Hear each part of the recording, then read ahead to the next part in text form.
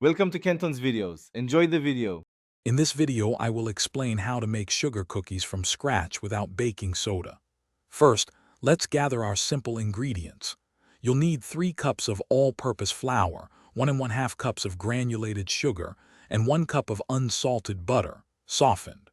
Also, have 2 large eggs and 1 teaspoon of vanilla extract ready. These basic items are all you need for delicious, classic sugar cookies. Now let's get mixing.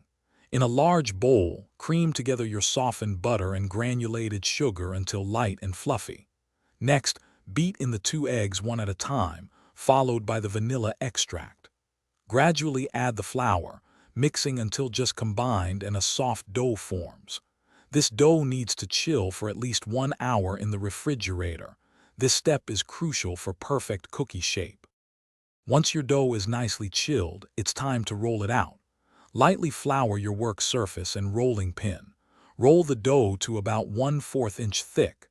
Now, grab your favorite cookie cutters and press out your shapes. Carefully transfer these cutouts to a baking sheet lined with parchment paper, ensuring they are spaced about 1 inch apart.